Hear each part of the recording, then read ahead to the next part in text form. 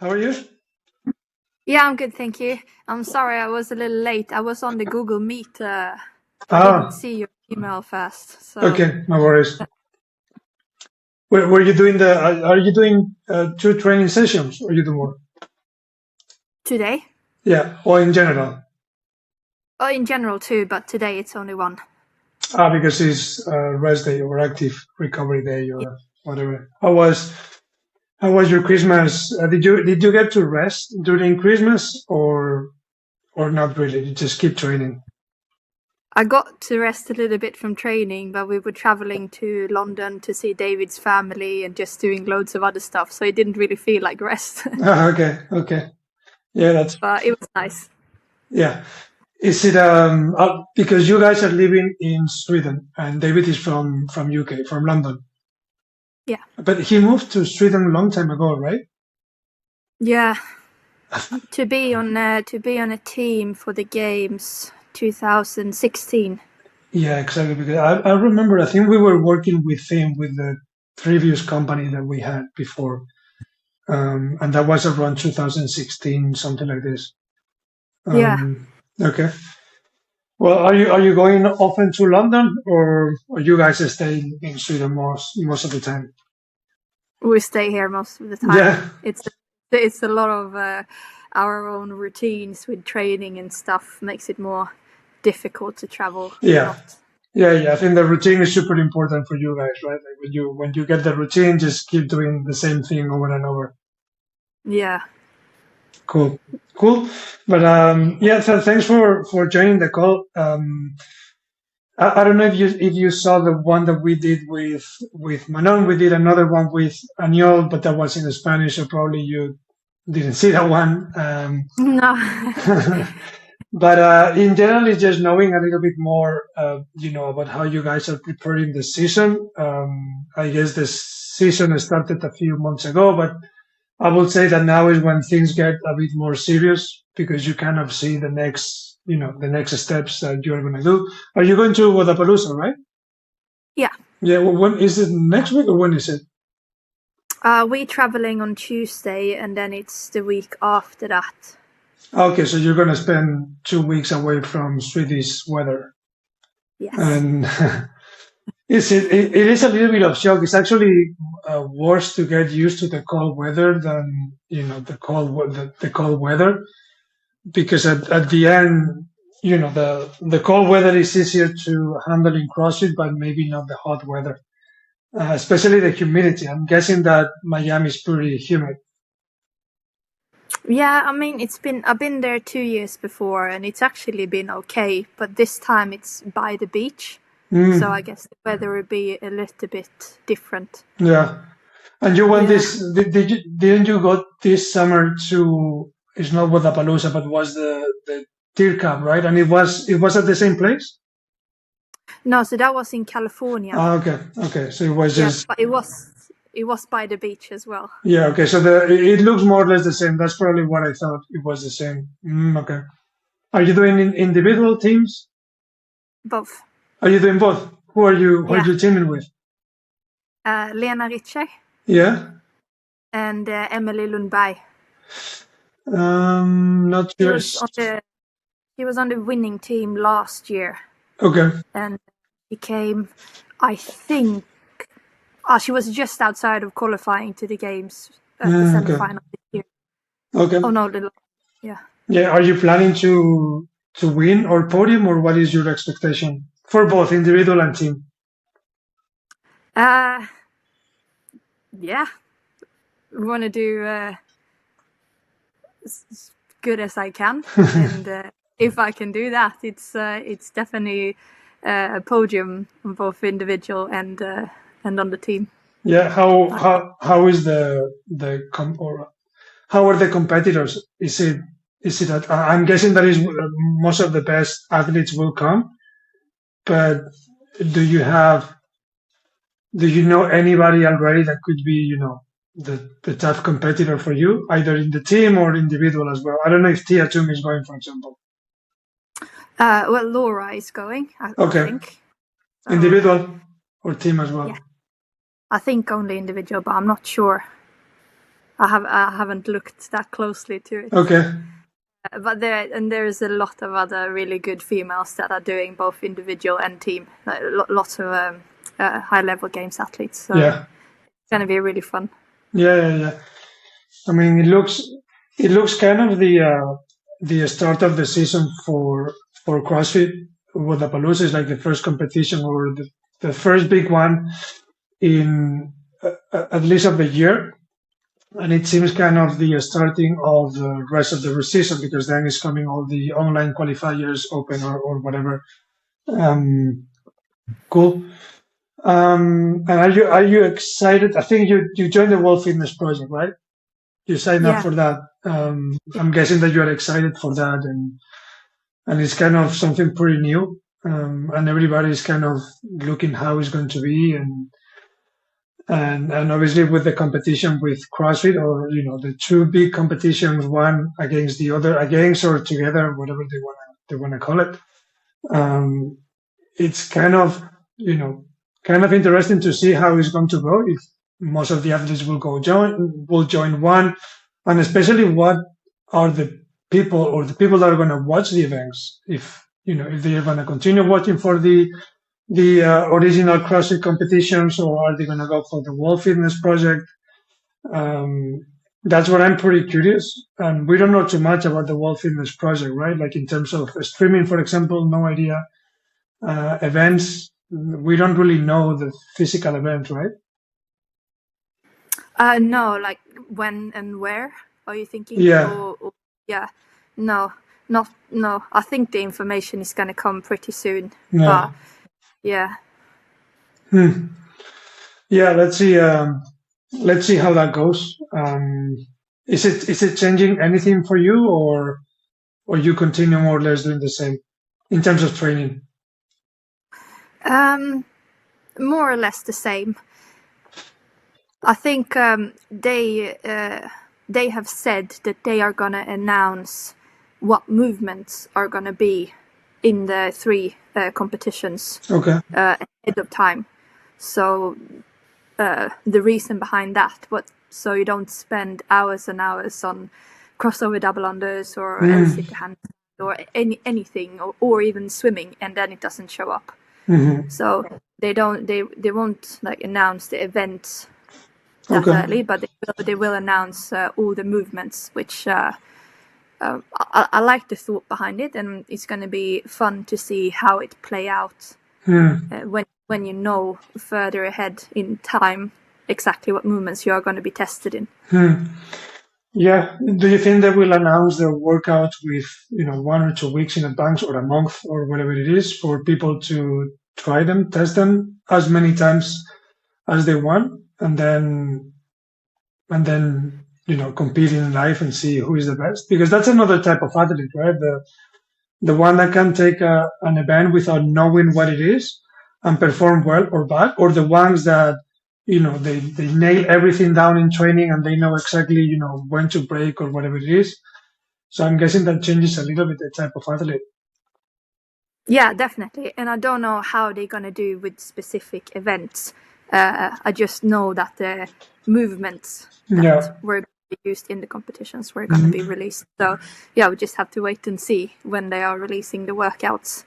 Do you know if it's planned? I guess it's planned to have like a final event, probably in US. I'm guessing that will be in USA. But at the end, at the end of the season, it's a final that will take place in US, whatever it is. I think so too. I just know that there were some of the competitions were going to be in Europe and some were going to be in the US, but I don't know exactly how it's planned out. Yeah, so only US and Europe, nothing in Asia, Australia, Africa, nothing else. Not this first year, but that was the goal for the future. Okay. Yeah, sounds good. Probably you remember the Grid League back in the days. I think it was pretty big in 2000, more or less big in 2014, and the Grid League came as a new format to kind of compete with the CrossFit Games. Even that the CrossFit Games at that time was at its peak, so almost nobody could compete against them. But they brought a new type of I wouldn't say a sport, but at least a new type of competition where, even Klokov was competing. They have especially athletes that were specialized in a few movements, the gymnastics, weightlifting, and things like that. It kind of failed at that time. I think it's a little bit back, at least in US. And I can see a little bit of the format from the World Fitness Project being similar to the Grid League, but who knows if they are planning to do something as fast and short as the Grid League, because that would change quite a lot. I'm guessing that they are not planning to do that, but it will be interesting. I don't know if you guys talk about it internally, like if some people want to do something like the Grid League or not.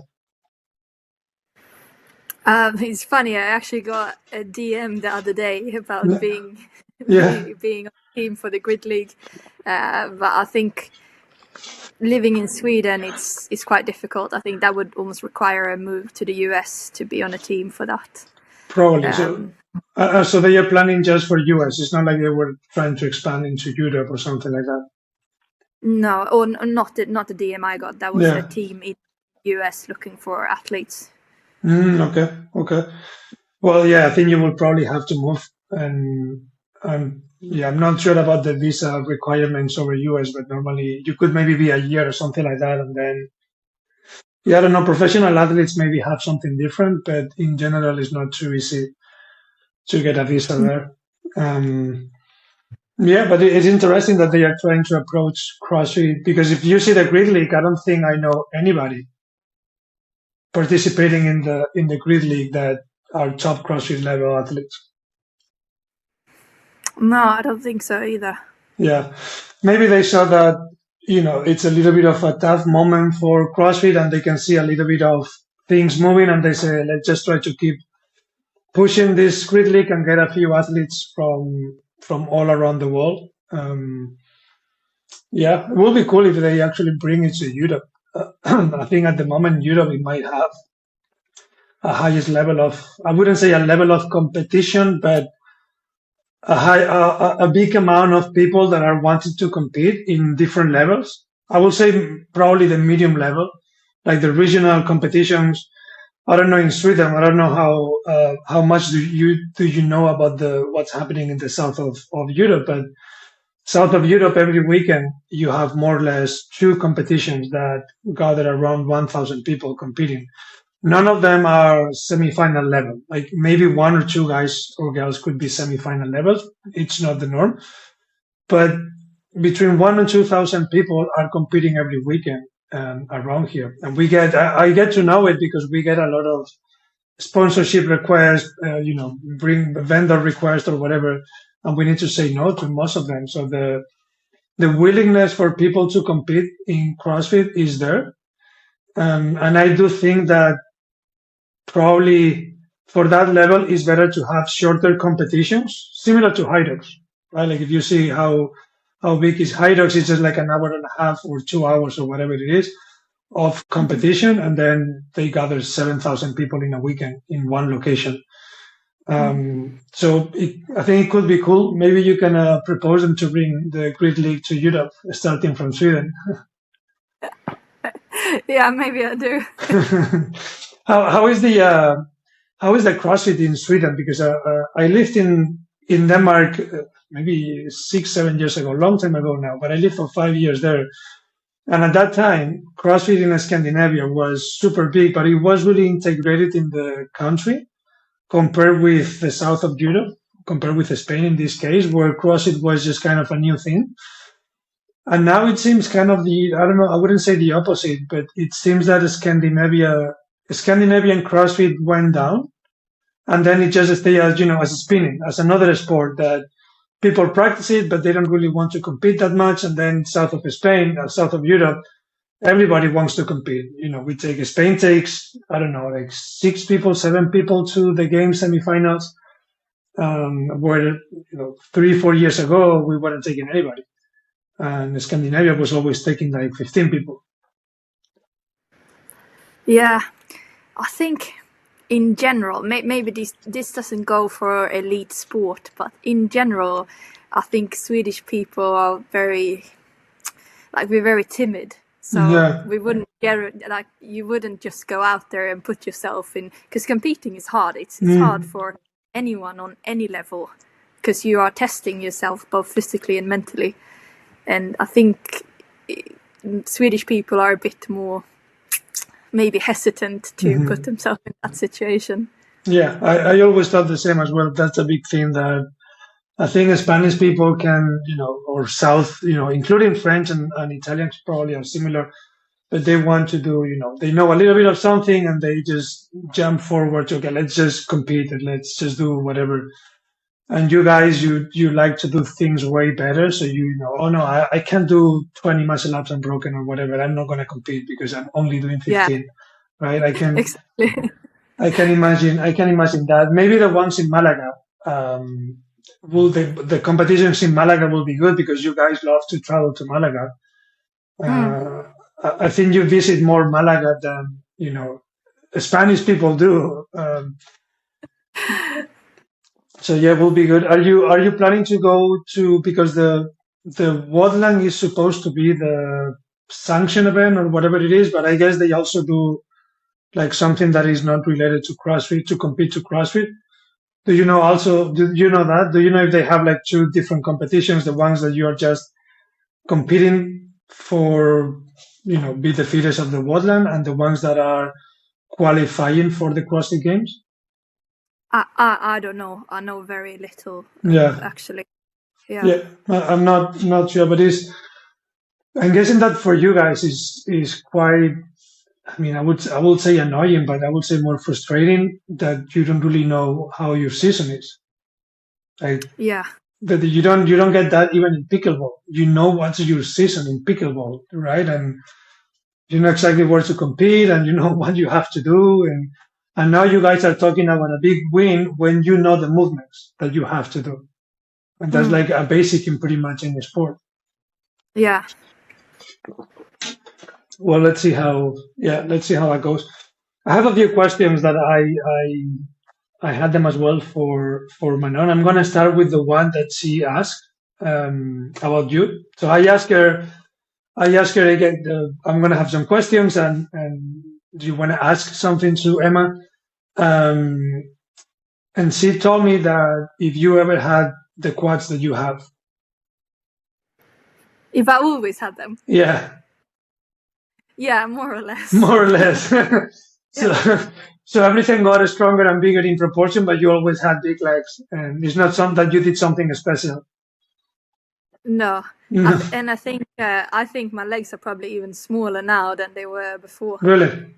Yeah. Yeah. How many times a week you get the same question or similar question? Probably everybody that gets a little bit of confidence or whatever, they want to ask you something about your legs, right? Yeah. Yeah. Yeah. Probably are pretty annoyed by that, but anyway, needed to ask. Yeah, that's okay. So besides the size, are you also really strong in your legs, like squatting? And so size comes with the strength as well in your case, innate strength, or you also had to? No, I would say like I always had big quads, but they have not always been strong, and I would even still say it's a weakness for me. Squatting. Yeah, squatting. Like I'm much stronger in a deadlift. Okay. Compared to squat. Okay. Yeah, and everything hinging compared to squatting. Yeah. Yeah. Is it the 1 rep max or the volume that you are better or worse? I would say I'm better at volume and worse at 1 rep max.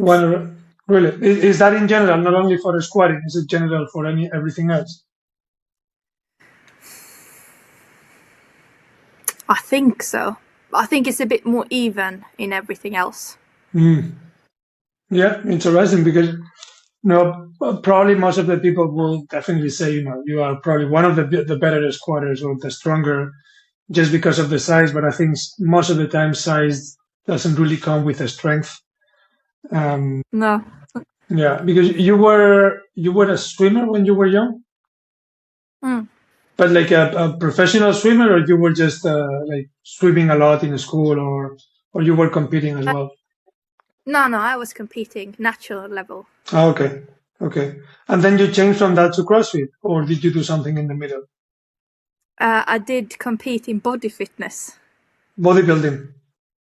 Body fitness. What is So body fitness? it is like they have, like, when you compete in bodybuilding, there are many different classes, Ah, right? okay, So you okay.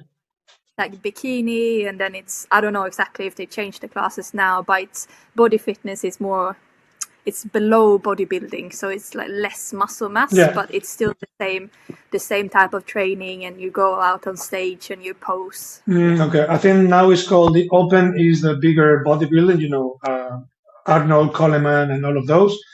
Then the classic physique is the CBAM league or category. I don't know how they call it, which I'm guessing that was maybe your category because it's just like one size less than the top bodybuilding category. Yeah, Um, so they also have different categories for males and females, I think.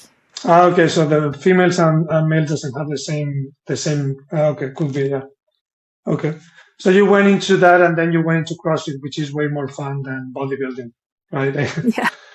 Like I think most of us went through the same. So we were doing some sport that when we were young, then we started to do the gym, whatever, and then we discovered CrossFit, and we were like, "What the fuck? This is super cool. It's just Yeah. way better than just 3 times 15." Cool. Yeah. Um, cool. Okay, so I have a few questions. Some of them are short. The short ones have some rapid questions.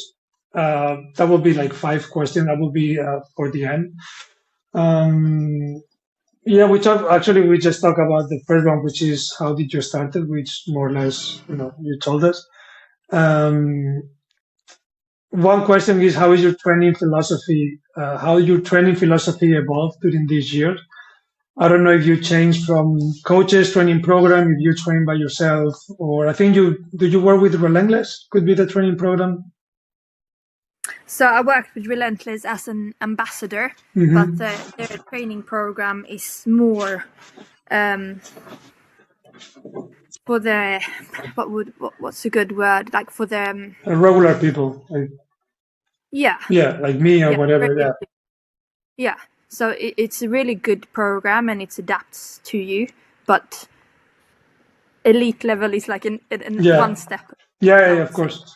Is that the Relentless is the training program that is AI generated, right? So Yes. you start with I guess you introduce some biometrics or whatever your goals or whatever, and then you put your progress on what you have done this week, and then app probably evolves on that, right? That's the Relentless app. Yeah, exactly. And it's Okay. also uh, what I really like with it, for if we call it regular people, is that every day they asked how you slept and how well recovered you are, and then Mm.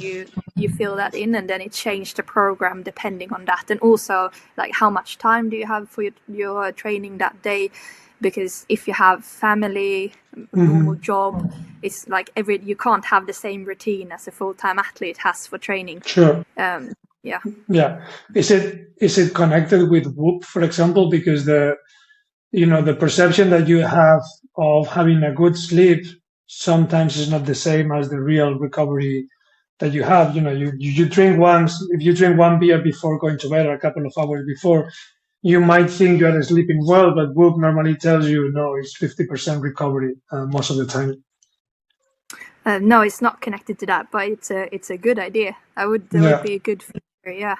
yeah. I think probably something like that will come. I think it's really important for regular people like me. Obviously, you need to push the pedal almost every single time, but regular people like us, we just train for longevity and for feeling good. So I think it's really important to not train too much when you haven't slept properly.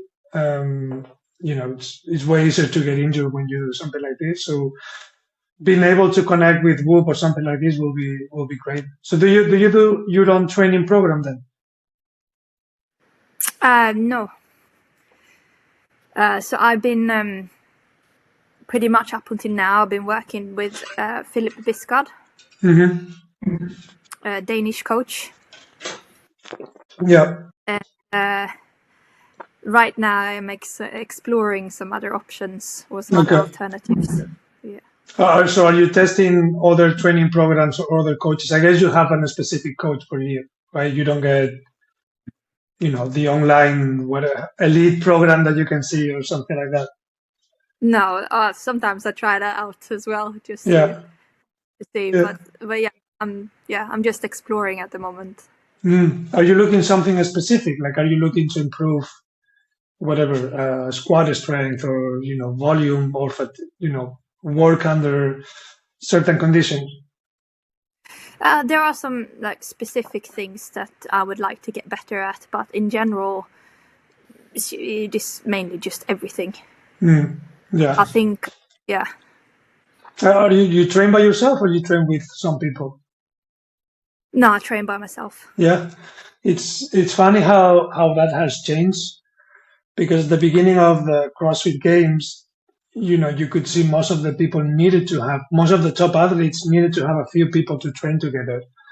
And I think probably Matt Fraser at that time was the unique guy that was training by himself with nobody else.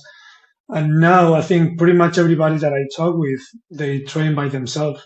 It's obviously, you got way better as athletes, so it's more difficult to find people that, can follow you either the volume, intensity, whatever it is. So at the end, you ended up training by yourself. Do you find that better, worse? Would you like to train with somebody else? I think a mix would be optimal. Yeah, like a few It's days like, alone and a few days with people. yeah, or even because all sessions you might not do the same as other athletes, and all sessions it's not necessary to push like really really hard, because if you do that every session you're just going to hit the wall before you can recover. But some sessions it is really beneficial to get that push from others.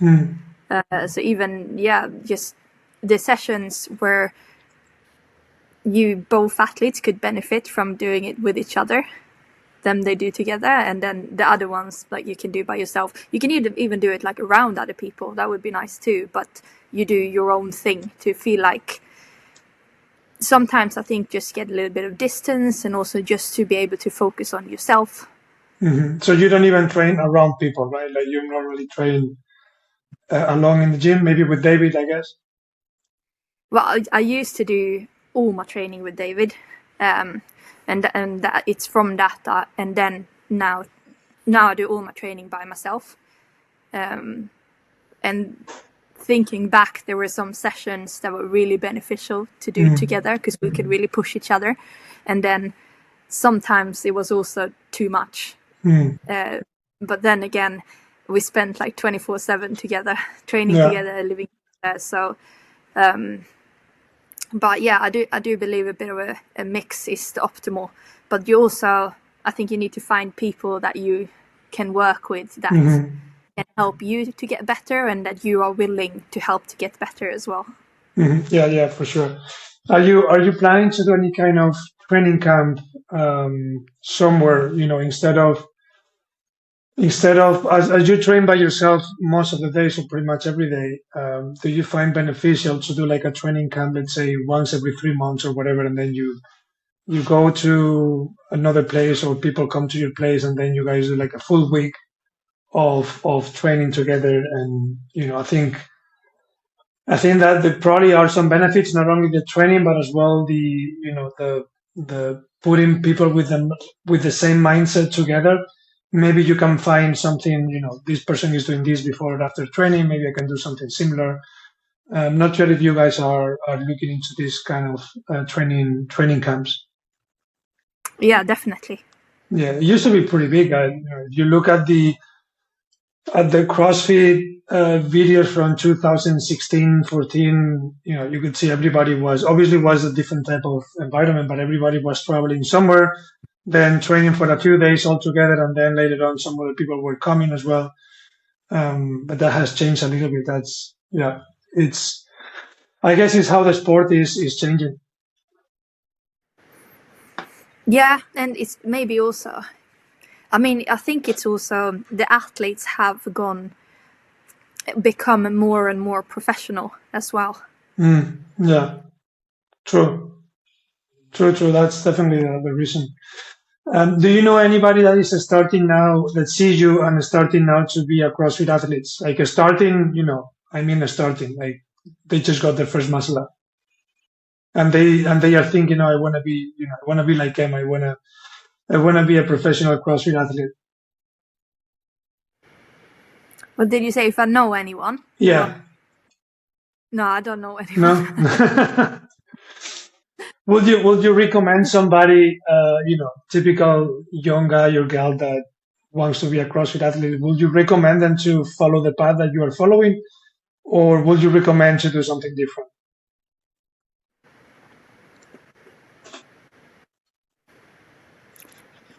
I think I would just recommend them to follow any path that makes them excited. Yeah, I mean, I'm guessing that it's hard and excited from your side. So you could, sometimes you see the excitement, but sometimes you see, I wouldn't say regret to follow the path that you are following, but thinking, oh, this is really hard, and because it's one of the hardest sport that I could think, CrossFit, in terms of training. If you look at most of other sports, they don't train that much. It's not as complete as CrossFit, so you need to be the best at pretty much everything. Um, so yeah, I guess some people might not, I wouldn't say regret, but think twice. Maybe I shouldn't do this. I should have done something else. Um, yeah. Anyway, was just a quick question, top of my mind. But I'm gonna give you the. I have last questions. Goals for this season.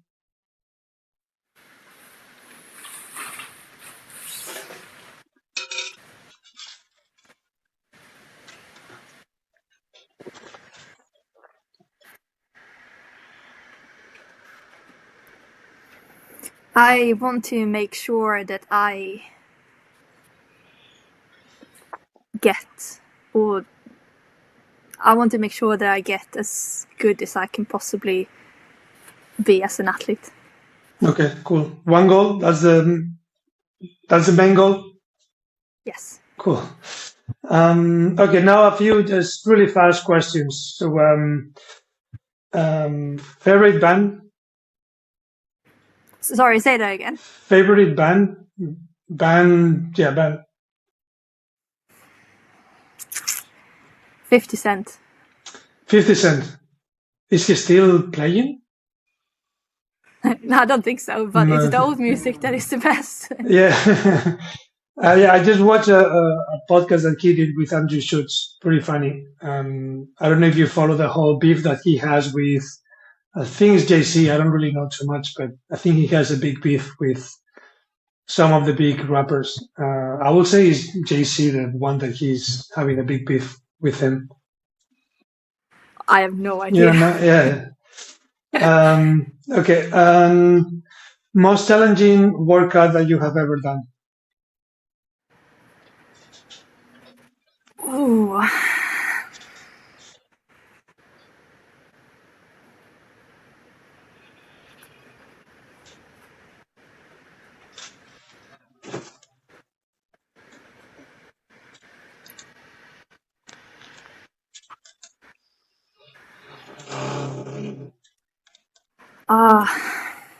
I think workouts can be challenging in different ways. And when I'm thinking about it, one workout that comes to my mind is at the games last year. There was this, I don't know if it was called handstand walk medley. No, it wasn't. Anyway, it was handstand walk, and then it was freestanding handstand push-ups, and it was up the ramp and the pirouette.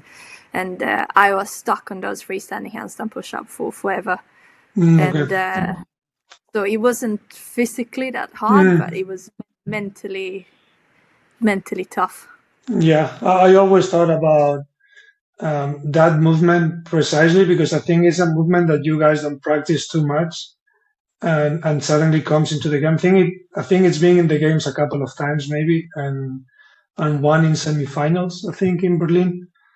And it seems that one of those exercises that unless you practice quite a lot, you could be really good at it. Obviously, some people are really good, but the ones that maybe are not the best at gymnastics or the handstand push-up, if suddenly you have to do it in fatigue and in high volume and you are not really good at it, it could be so frustrating. And it's probably something that if you practice before 10 times, then you will be, 10 times better.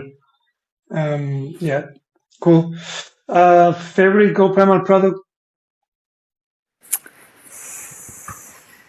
Too many. Good question. Good answer. What could I not live without?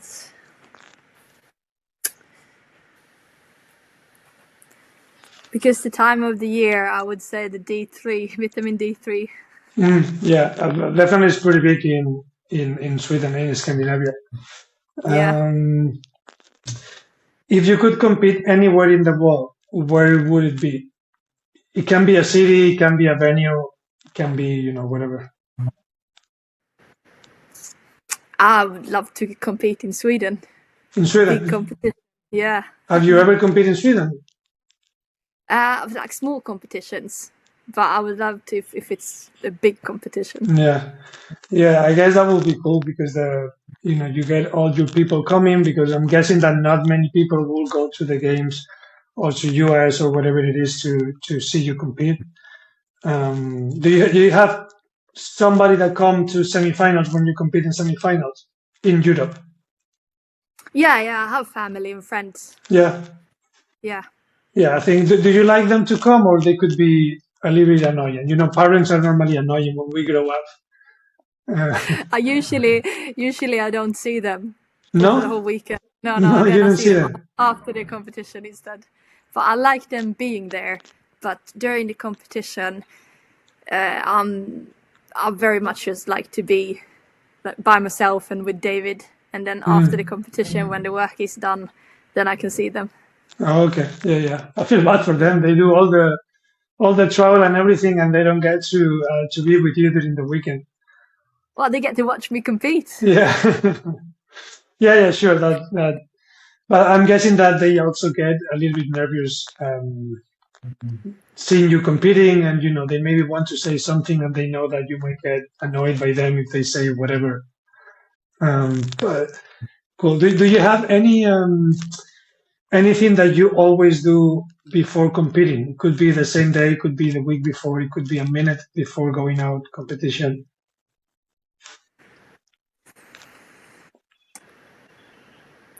I would say one thing that is important to me that I do is my breathing training and my specific breathing warm up before events. Yeah.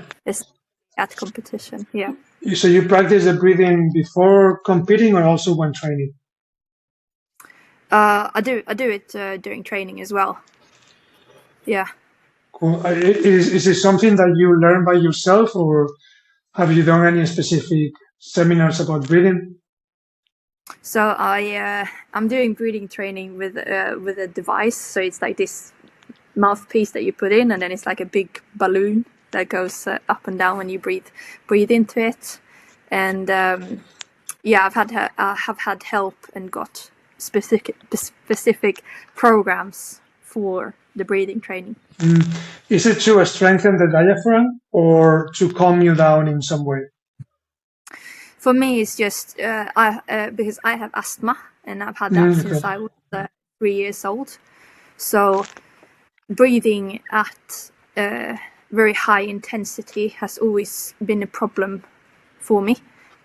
So with this device, it's more almost like to program the brain how to breathe.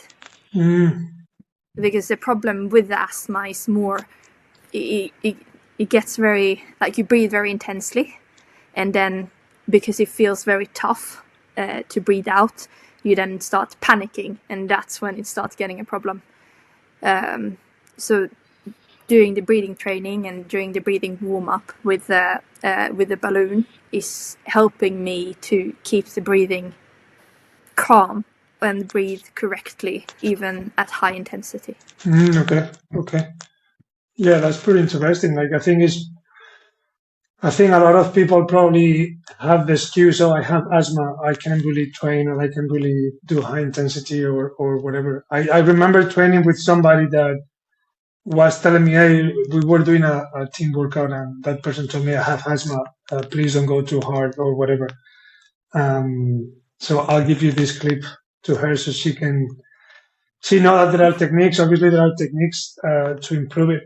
And have you felt any?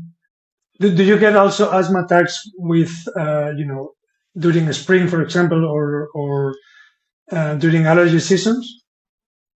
So I don't have allergy. What's worse for me is when it gets cold. So if I eat something cold, I start cough directly because it's just how to say, the airways just gets inflamed by the cold. Really? Yeah. So and then when I'm breathing cold air, it's the same thing happening. Okay. Well, good thing you train indoors and not outside in Sweden. Yeah, exactly.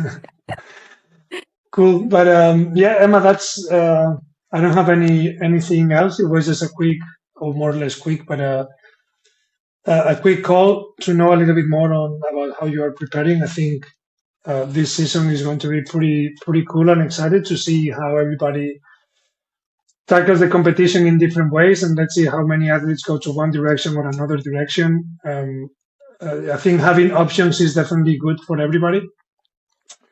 Yeah, I agree. The Yeah. more competitions there are, the more opportunity it is to compete. Yeah. So. Yeah, there is like a pretty old study case that Coca-Cola and Pepsi did, where in one office building it was a Coca-Cola machine, and then a few months later they put a Pepsi machine. They thought that the sales in Coca-Cola were going to drop, but actually both, the Coca-Cola sales also increased together with the Pepsi. So at the end, if you have more options, people see, okay, this is a theme. The cola segment is a big thing. I'm going to try it this time, or I'm going to do more, or whatever. So I think, having more options in CrossFit allowed everybody to get to know more about different options, ways to do things, and also allow people to improve and copy the good things from one side to put it in the other side. So let's see how that goes. Cool. Yeah. But yeah, thanks a lot, Emma. I'll let you go to your recovery day. Thank you so much. Have a nice day, Emma.